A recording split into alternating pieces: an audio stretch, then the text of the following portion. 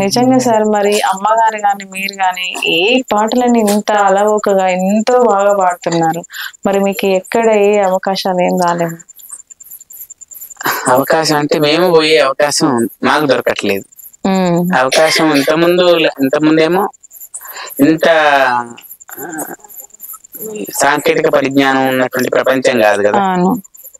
ఎక్కడో అది కూడా దాంట్లో కూడా పాడేటువంటి అంత మనకు కొంత సంగీత పరిజ్ఞానం లేకపోవటం, నేర్చుకునేటువంటి అవకాశం ఉన్నా నేర్చుకోలేకపోవటం కొన్ని.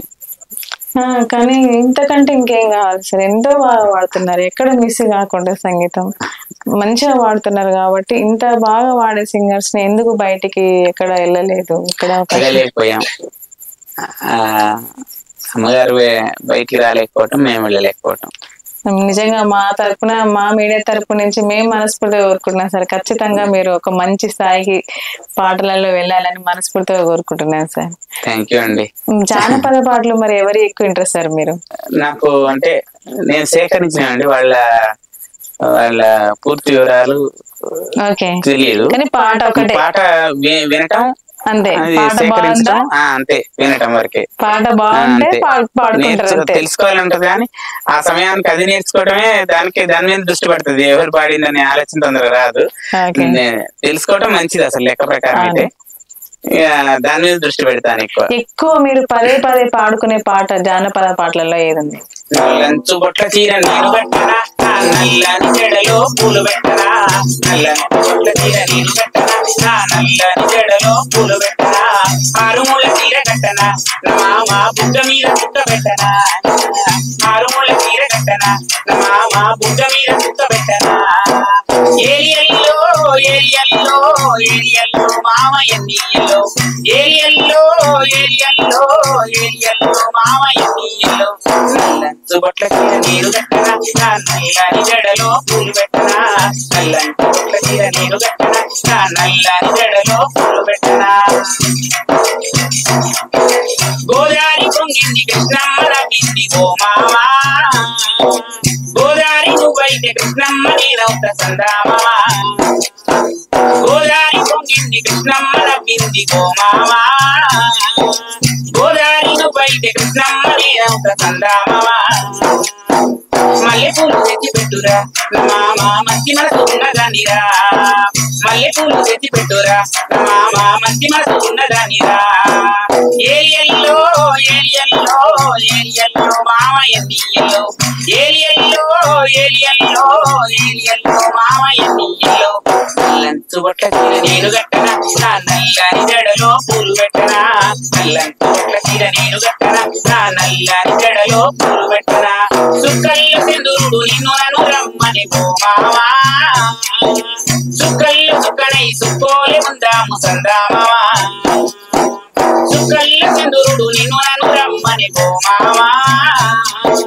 సుక్కల్లో సుక్కనై సుక్కోలే ఉందాము సందామా, మల్లెపూలు తెచ్చి పెట్టురా నా మామ మంచి మాసు ఉన్నదానిరా, మల్లెపూలు తెచ్చి పెట్టురా నా మామ మంచి మాసు ఉన్నదానిరా, ఏరియల్లో ఏరియల్లో ఏరియల్లో మామ ఎన్నియల్లో, ఏరియల్లో ఏరియల్లో ఏరియల్లో మామ ఎన్నియల్లో, నల్లంచు బొట్ల చీర నేను కట్టనా, నా నల్లని జడలో పూలు పెట్టనా, నల్లంచు బొట్ల చీర నేను కట్టనా, నా నల్లని జడలో పూలు పెట్టనా, ఆరుమూల చీర కట్టనా, నా మామ బుగ్గ మీద చుక్క పెట్టనా, ఆరుమూల చీర కట్టనా, నా మామ బుగ్గ మీద చుక్క పెట్టనా.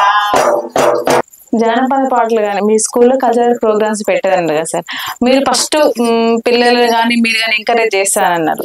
మీరు ఫస్ట్ జానపద పాట మీరు ఏది పాడారు మీ స్కూల్లో? ఎక్కువ భాగం ఇవే పాటించేవాడిని, ఒకటి రెండు కొన్ని ఎక్కడో మిస్ అయిపోయినాయి. ఇవి గుర్తున్నాయి, దాంట్లో ఎక్కువ వాళ్ళకి ఎక్కువ జోష్ ఉండేవి, మిగతాయి కూడా జోష్ ఉండేవి. బొట్ల బొట్ల సీరగట్టి బొమ్మంచు రేఖదొడిగి, బొట్ల బొట్ల సీరగట్టి బొమ్మంచు రేఖదొడిగి, నీకోసం నేను వస్తేనిరో నా ముద్దుల మామయ్య, ఊరాని రాకపోతివిరో నా ముద్దుల మామయ్య బొట్ల తీరగట్టి బొమ్మంచు రేఖలుడిగి బొట్ల తీరగట్టి బొమ్మంచు రేఖలుడిగి నీకోసం నేనొస్తేనిరో నా ముద్దుల మామయ్య ఊరాని రాకపోతివిరో నా ముద్దుల మామయ్య. బాగున్నాయండి. ఇంకొక జానపద పాట పాడండి, ఎందుకంటే జానపద మీతో వినాలి అనిపిస్తుంది. ఇంకా ఇంకా అక్షరదీపం, నేను అక్షరదీపం కొన్నాళ్ళు చెప్పాను. అక్షరదీపంలో చెప్పినప్పుడు కొన్ని పాటలు నేర్పించారు, కానీ దాంట్లో ఎక్కువ